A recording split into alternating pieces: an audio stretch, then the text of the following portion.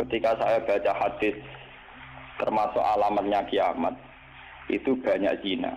Terus yang kedua itu wayurfa'ul ilmu, dan ilmu itu hilang. Ilmu apa? Hilang.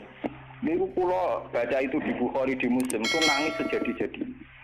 Pulau ngereling hadis itu nangis, dan saya takut anak-anak saya nanti, anak cucu kita nanti akan mengalami masa kebodohan masalah. Kebodohan masalah misalnya gini ya, nanti kalau ulama gak cerewet kados kula, ndak mau ngomong hukum, itu nanti wong kuwalak-walik. Jadi misalnya begini, ini saya ngomong di mana-mana, terutama sama santri-santri saya ngomong di mana-mana. Dalam kasus maksiat itu ya ada etika. Misalnya orang yang di niklab atau orang yang misalnya yang order orang nakal, itu juga ada aturannya. Misalnya Rukin daftar dulu, ya Rukin yang dapat dulu. Setelah itu Mustafa, setelah itu Mas Tri. Nanti yang gelem antri namanya anak baik. Rukin itu anak baik karena mau nopo antri. Nanti yang transaksi dan bayar namanya anak baik. Mergo dekne yo kasil zina yo bayar namanya anak baik. Kuatirku nanti kalau ilmu itu sudah hilang, nanti kemaksiatan sudah ada. Sing ono kok dilem anak baik. Yo tetap zina tapi dilem anak baik karena dia zinanya ya bayar ya mau antri. Paham ya? Orang melihat konser yang pornografi, yang mempertontonkan aurat. Kalau masuknya pakai tiket, namanya apa? Penonton baik. Tapi kalau munggah-munggah tribun gak ada tiket, penonton jelek. Padahal cara Allah sama jelek nggak berkedelok porno. Paham? Lu boten, ilmu itu pasti nanti hilang. Dan itu yang pasti dimaksud Rasulullah wa yurfa'ul ilmu. Ilmu itu nanti hilang oleh etika sosial. Meskipun dalam etika itu terjadi kebobrokan agama. Itu yang paling saya takut. Nanti itu kebaikan itu dalam keburukan. Yaitu tadi, orang nonton konser pornografi asal kamu bayar, dianggap penonton baik. Kamu nonton, kok ngaruh dan bayar. Terus tengok-tengok, penonton itu baik sekali. Wadah delok ngiler perkara pornografi. Tapi karena dia bayar dan anteng dianggap penonton baik. Karena dia dilem orang baik, dia tidak pernah introspeksi kalau perilakunya salah. Paham ya? Nanti itu pasti maksudnya Rasulullah itu begitu. Itu di sarah-sarah ada, tapi saya memahami begitu. Nanti pasti hilang. Makanya saya bersumpah sampai saya mati pun saya akan ngomong ilmu. Meskipun ulama kayak saya itu tidak populer. Saya itu sering dikritik sama teman-teman saya rezekinya dari pidato. Gus ini apa jenara gelem pidato? Enggak jadi kalau pidato gak pede, nanti nuntut teng omah kula. Gue tak jawab tenan. Enggak siap. Ngrugekno kowe lho jawabanku. Gak usah Gus gak terangno satu aku ora roh ya tetep sering pidato. Lah iya macam-macam ya. Ndak gini terus kalau tenangan. Jadi nanti wayur faul ilmu itu begitu. Ilmu itu akan hilang karena kalah oleh etika. Etika dalam kemaksiatan tadi. Makanya saya pernah punya santri, dia itu punya toko konten. Dia ngeluh ke saya coba. Sebelum Dewi jenengan itu bener. Jadi wong soleh itu butuh nyali. Tapi ya, ini cerita.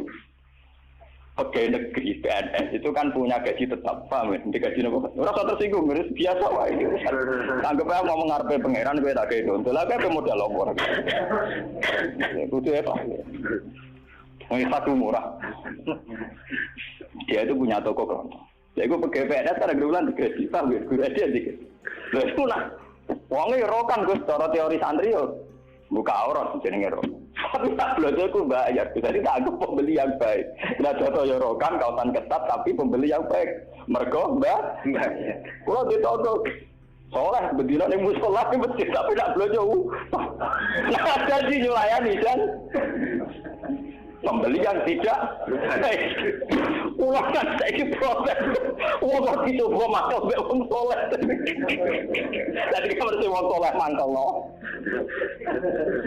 Saya ngomong rapati soleh. Nyeneng no. Maksudnya rapati soleh perkara aurat lho, ora perkara PNS lho, perkara napa? Aurat iku ora salah paham. Mesti protes PNS. Lha iku kode pengurus masjid. Pengurus masjid dia sumbangan wong sing terkenal korupsi atau terindikasi korupsi nyumbang 10 juta. Sing tukang etika 10.000 gegere Kak. Enggak karuan. Akhirnya pengurus masjid terbiasa nganggep itu orang baik. Mergo nyumbang 10 juta. Sing tukang itikaf nyumbang, itu ya termasuk ilmu ilah, paham? Nanti itu zaman ngono iku. Mulane kula nu saniki kula nu sering di. Untungnya kula terkenal ngalim, pancen hikmahe gede. Kuwi mboten urusan sombong, hikmahe gede. Nak ngomong iki ana sing ngrungokno. Karena pendapat saya itu tidak populer. Mau kalau ora terkenal ngalim, lu orang misoin ke saya semua karena pendapat saya ada, kenapa? Tidak populer, saya sadar. Wong saya pernah pengajian di rumah saya sendiri pas muluder, mungkin ada sebagai jamaah sini yang ikut. Orang tetangga saya rata-rata hormat sama saya, tapi yang kalau di acara tak omong. Wah, acara ini Gus Pak gak rawuh gak enak. Mari Gus Pak nak diundang ya teko. Pokoknya dene nak sing undangan ra bayar-bayar teko, tapi nak sing bayar dene ra teko. Awak itu. Tak omong, wah aku nak di acara, nak nganggur ya teko nak ora apa-apa. Pokoke nak sing demi anak bojone ra teko malah apik. Iku ajaranku. Tak omong saking kepengenku gak gagu masyarakat. Tapi wong ya tetap segan gitu, tetap teko tapi tak umum tak. Saya ndak tersinggung, andekan sampean ndak. Nah ini kalau terus balik. Terus yang ketiga contohnya gini. Kiai ku kados kiai kados kula nu lebih nyai 5 tahun, bapak wafat 2000. Mumpun mangkel tenan, cara ora eling Quran mangkel. Masyarakat yang anaknya setengah idiot atau yang dianggap gak pati pinter itu di pondokno. Nating iki udah bagus. Yo ngoten niku kadang yo nganti camat mantan camat. Ini kula jujur kula termasuk kiai terakhir kiai gede, camat-camat lagi do semen. Gus kula nu ndek anak. Problemnya itu dia hiperaktif, ngeten-ngeten. Anak padahal kakaknya di UGM gini-gini. Itu coba yang itu supaya mondok di sini gini. Ya sudah begitu. Untung kalau termasuk kiai sing rapati butuh duit, rapati butuh derajat. Memang tak pisau ya, tak maki-maki nek kula. Lalu cune setelah itu tidak kasil mondok di saya karena tak maki-maki. Itu gang beberapa hari. Wong sing ngomong niku wong melarat. Ya orang melarat tidak camat.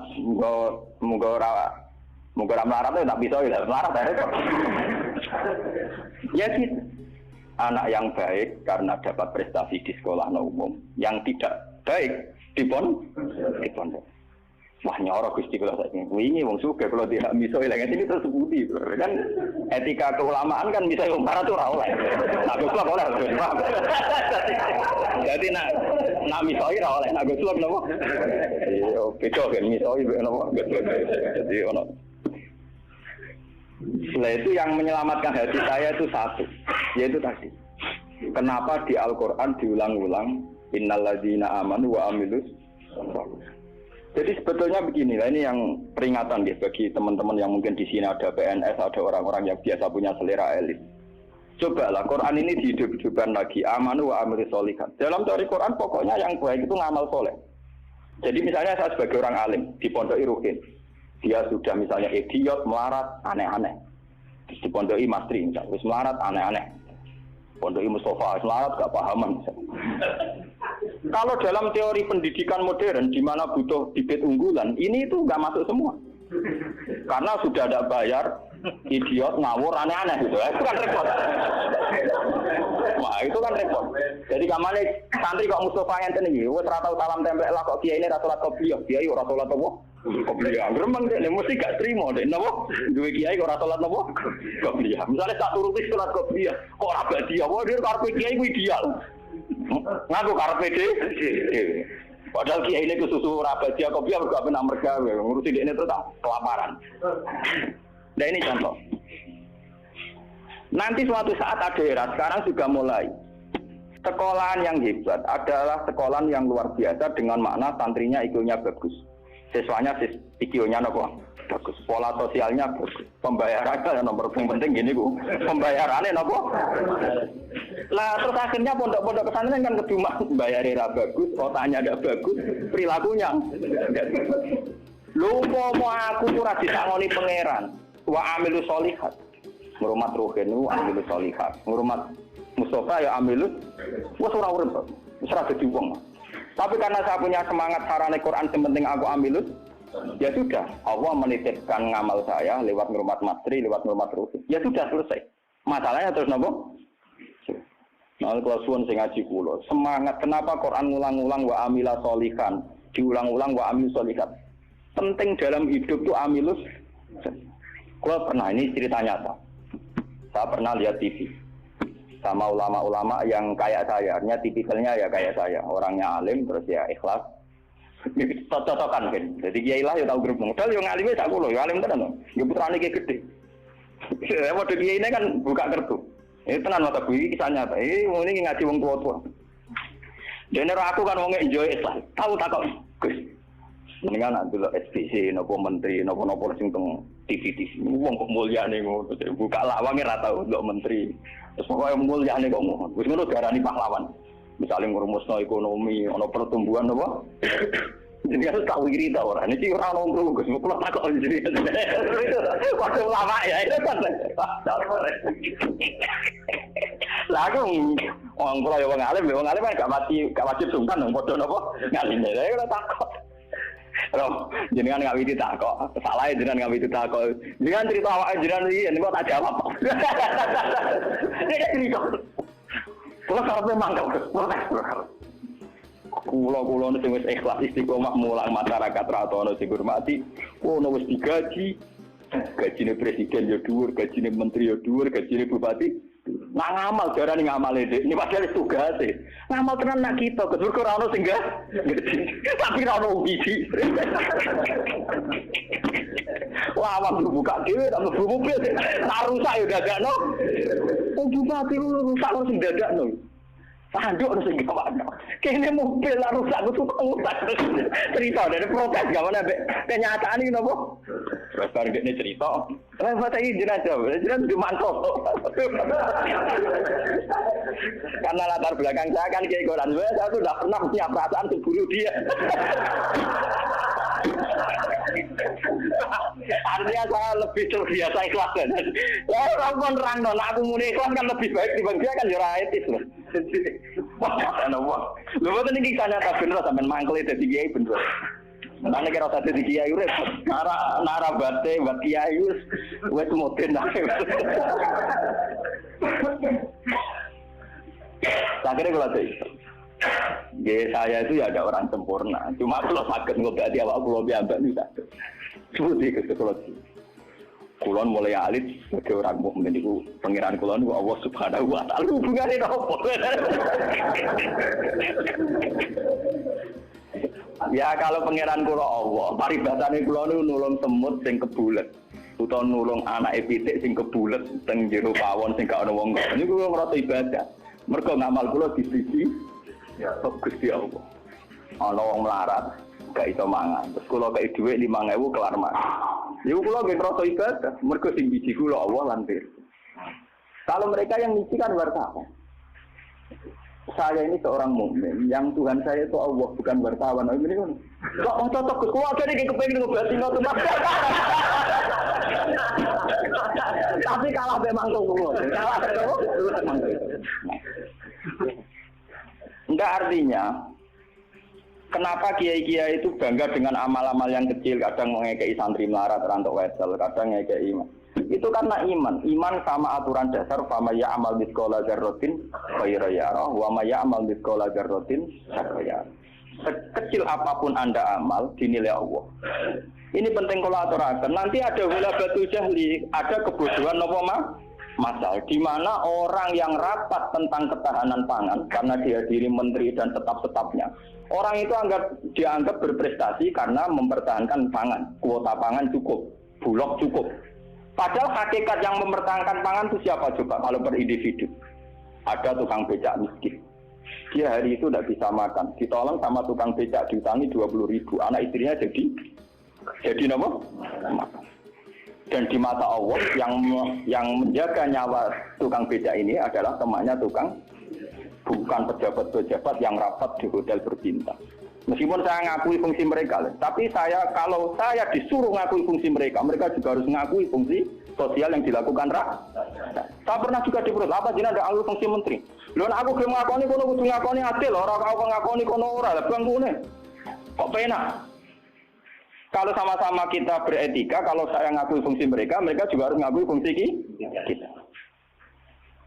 Makanya saya itu kalau melihat petani di sawah, dan itu sebagian anak-anaknya mondok di saya, itu kalau saya nyeritani ngoten, Pak, yang rapat-rapat ketahanan pangan di hotel-hotel itu hanya rapat ketahanan pangan. Sampai sebagai petani yang tulen, Itu yang hakikat mewujudkan Sampai jangan kecil hati. Saya dan di mata Allah Andalah yang mempertahankan pangan.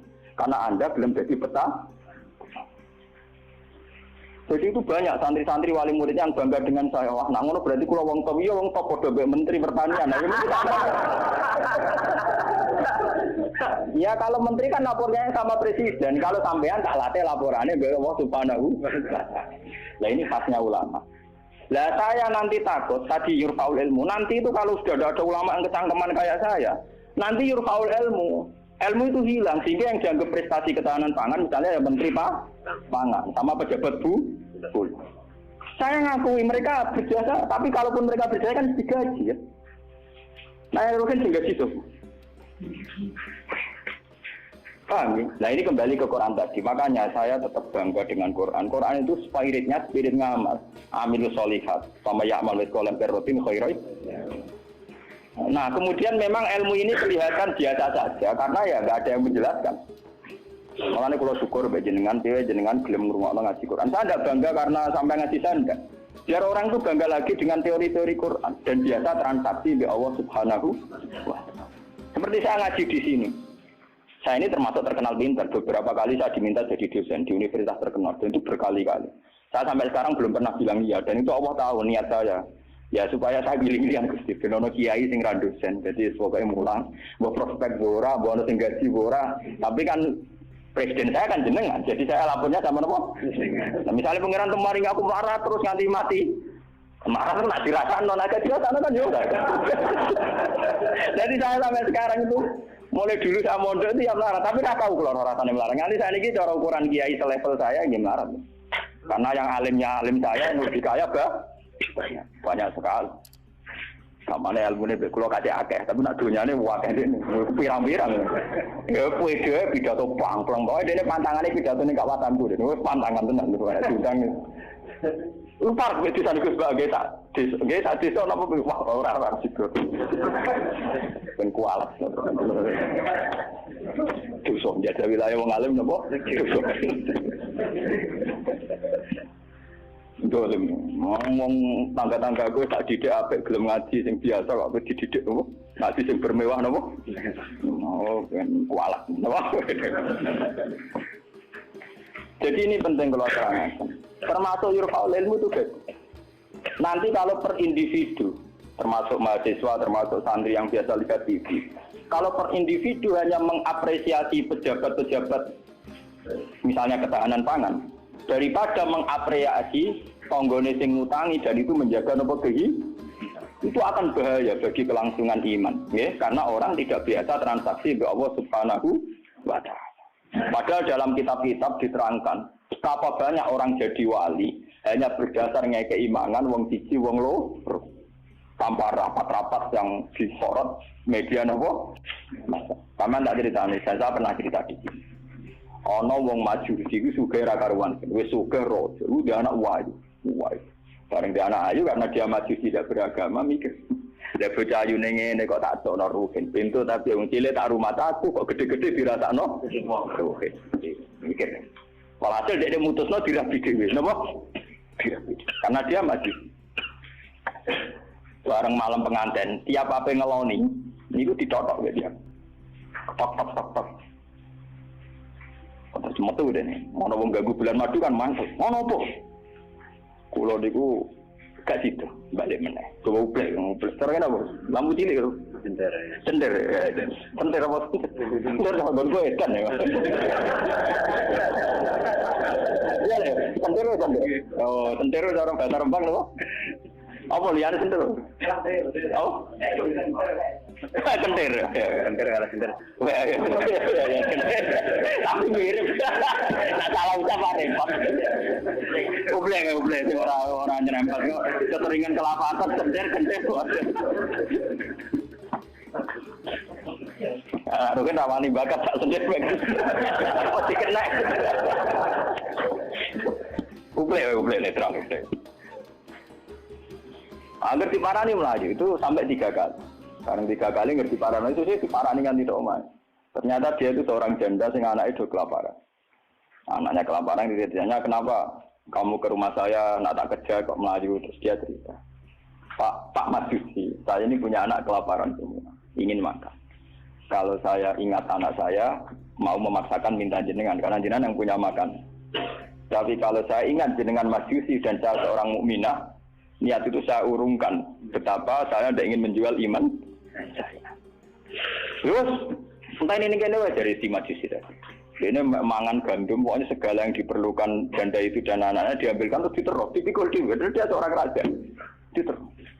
Padahal dia niatnya lebih raga gudin. Buatan ini cerita iman. Biar sampai biasa transaksi oleh Allah Subhanahu wa Ta'ala. Nanti nilainya nanti saya akan satu. Biar sampai biasa transaksi oleh Allah Subhanahu wa Ta'ala. Terus dikasih. Nah cerita itu terbongkar. Itu justru karena antar wali. Jadi ada seorang wali. Dia ngipi di Ka'bah, dia zaman dulu itu masih mungkin orang tidur di seputar matok Gontowat. Dia seorang wali, Abdal, dia tidur bersama Rasulullah. Hei Fulan, hei wali Fulan, saya titip salam pada orang itu. Ternyata orang itu yang disifati Nabi itu orang Majusi yang di kampung terkenal paling arogan. Mereka ngerabi anaknya. Ketika dia tahu bahwa Majusi yang dititipi salam Rasulullah itu begitu, dia mengurungkan niatnya. Mau Rasulullah salah alamat, salah kirim salam. Itu kan nggak mungkin. Masa Rasulullah salah kirim apa? Salam. Itu apa takokno rapotnya elek kabeh. Niku wong Majusi sing saking kurang ajar yang rabi anak. Akhirnya dia memaksakan konfirmasi. Wong Majusi ini diparah. Ya Majusi, saya ini tanya tangga-tangga Anda, tidak ada yang cerita bahwa ada orang benar. Tapi aku ini gowo salame sama Rasul. Pasti kamu punya perilaku yang spesial, yang hebat. Terus Majusi langsung iman. Asyhadu an la ilaha illallah wa anna Muhammadar Rasulullah. Nabimu banyak nabi tenan. Perilaku saya tadi malam enggak seorang pun yang tahu. Cerita. Wah, akhirnya iman. Ya ora denglone anak, ya langsung nopo. Padahal enggak disorot media massa dan itu perilaku Begitu juga di kitab-kitab ada cerita seorang lonte, seorang WTX. Dia setelah melakukan aksi kelonteannya pulang. Ngerti asu dilat-dilat ning tanah, dia menafsirkan itu pasti kehausan. Kalau bolak-balik cerita tentang mriki dan itu ada di hadis sahih, karena lonte gak priayi. Malah mbok santri ora iso. Lonte lebihane kan gak napa? Ya, iku dene nganggo sepatu putih medun ning sumur. Terus dicopot. Setelah ngambil air dicopot sepatu bootnya karena tangannya dua digongrang-ngeranggah munggah. Ya mau mergo ra priyayi iso wae kan mergo napa? Gak priyayi. Orang priyayi kan gak kebayang. Orang priyayi jarian dia oleh munggah-munggah. Lalu ini cerita tentang hadis sahih. Setelah diminumkan anjing itu, Allah syukur sekali karena ada makhluknya yang diselamatkan si lonte itu dan diparingi tobat jadi orang. Lu apa susahnya sih kayak jenengan saya, Mas Tri, Ruben semua. Coba kita ini kan sering menyelamatkan nyawa. Paling tidak anak kita kelaparan kita berikan susu, istri kita kelaparan kita berikan nasi. Kita ini berkali-kali menyelamatkan nyawa. Tapi kita tidak pernah bangga karena kita nunggu bangga kalau kayak menteri, kayak presiden. Lalu iman kamu di mana? Lalu posisinya Allah yang nilai kamu? Kita ini mukmin yang geblek, paham? Mukmin yang bodoh. Malah nek TV juga keseringan. Bener cocokan kula bagi ini cerita cocokan antara wong alim, Pak.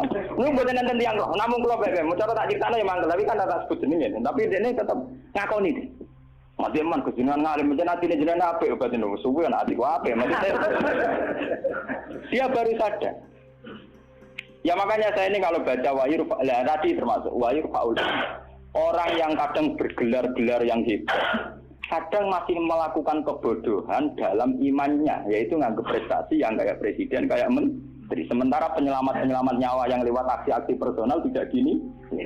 Quran itu dawuh Allah Subhanahu wa Ta'ala. Allah sing duwe langit, duwe bumi, wae ngangge tarif miskola dzarrah. Tarife pangeran mau miskola sekecil apapun amal Anda, tak miskola tetap tak hitung jare. Kenapa kita manusia sombong? Ngitung amal tuh yang disorot. Ngitung prestasi itu yang diakui publik. Kita ini jadi mukmin yang bodoh. Bodoh. Mulane kira awali aku percaya santekno wiridan. Awali ketok tangan. Karena iman kamu itu iman yang bodoh. Mulane tobat, mending ngaji tobat. Napa? Tobat.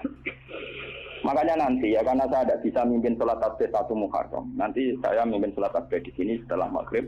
Mungkin asing agak akhir karena pokoknya begitu kan. Saya itu bukan ingin apa, ngiling-ngilingan ya. Kalau ciri utama ulama itu mengingatkan akhirat, mengingatkan eksistensi Allah Subhanahu.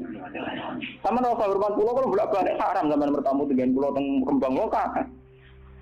Gama pulau Bojonegoro nggak bojon susu. Terus aku bagus banget, terus sowan malah tambah dosa, mesti haram no. Bingung. Negeri mulai negeri ngaji pun kalau nak haji di Bojonegoro salaman diulah oleh kalau kan wongnya lucu. Kenapa salaman diulah oleh? Lah anak bodoh ya tenang. Tuan mumpung ketika lu mriki yo cangkemmu. Dari mumpung ketika lu mriki yo cangkemmu.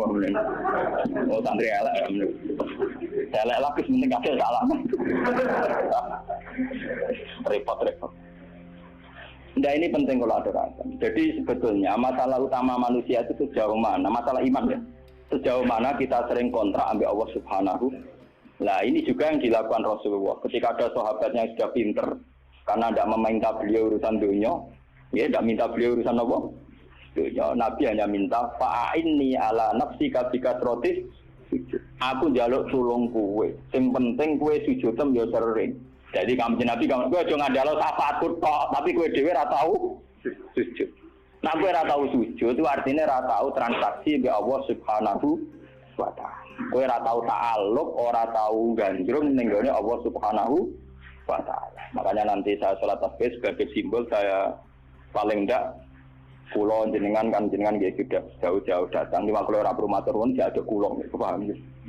Jadi kadang wonten kadang kula diceritani sing ngaji jenengan waktu di Gunung Kidul ben aku teperan matur nuwun ada aku wong Rembang. Tetep ada napa? Ya, sudah sampean ora ada gede, tetep ada kula. Tetep napa? Sangkem nek elek Gunung Kidul kok ado Rembang. Paham ya napa?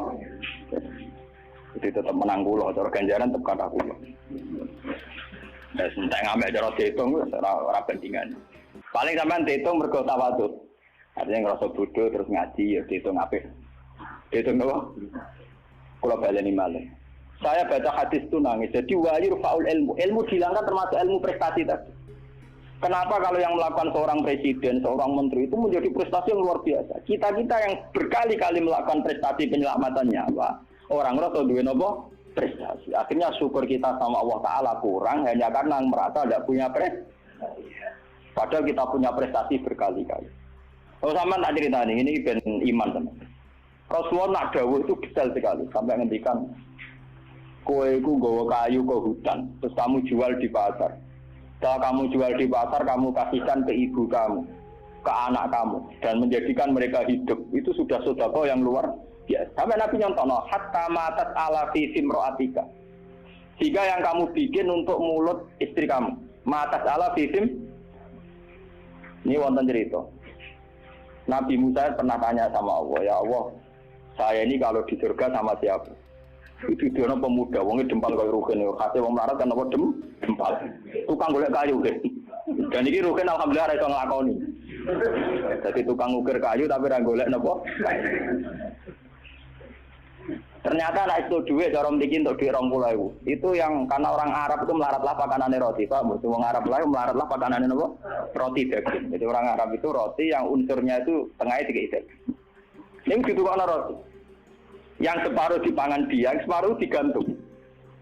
Digantung teng guwa karena ibunya sudah lumpuh. Kalau dia pulang disuapin. Kalau dia sedang kerja, ibunya sudah meraih karena digantung di dekat nopo itu. Ya sudah gitu saja. Dan itu sudah menjadi layak dia setingkat Nabi Musa nanti di surga. Jadi Nabi Musa, wong itu kan Nabi Musa rumangsane kan ya kaya dene kiai, mesti salate cukup biasa dia. Pokoknya dia kan fotone ngedok. Oh ternyata enggak gitu, mau bakul ning pasar mulai. Ya gitu aja. Takone ke pengeran. Lah karena apa? Yo krono iku. Apa tak krono apa? Yo krono paham mungkin, jadi kayak keliwat. Ibu misalnya tuh, itu sih, berarti jadi kesempatan. Makanya saya ini sering cerita ke kiai-kiai. Jangan kira saya boyong tuh karena pondok saya, enggak. Saya boyong tuh enggak karena pondok saya. Orang no hadis ya, wong boyong demi pondok orang no hadis. Karena demi ibu saya, karena ibu saya masih hidup dan beliau masih membutuhkan saya. Hanya saya sering cerita ke supir saya, nak lihat ibu butuh mobil pamit, nah ibu rasa pamit. Saya sering bilang gitu sama Bapak Kangkang kalau Ibu mau derekno kemana tidak usah pamit saya. Tapi kalau selain ibu kan, ya sekarang harus jadi apa? Itu kita ini harus bangga dengan prestasi-prestasi yang dicontohkan Rasulullah Shallallahu Alaihi Wasallam. Tapi kita ini sebagai mukmin bodoh kita kan belok TV tadi. Kita ininya kan jadi tokoh hebat yang disorot media massa. Sehingga misalnya coba masalah aid. Orang yang menemukan obat aid nanti diapresiasi secara internasional. Mereka menemukan obat aid. Padahal asal-usulnya penyakit aid karena seks bebas. Padahal rumusnya kiai itu lebih dari itu. Supaya rakyat gampang dong rasa seks. Tapi orang yang apresiasi. Orang-orang apa? Oh maksudnya ngomong ya zina ya selamat.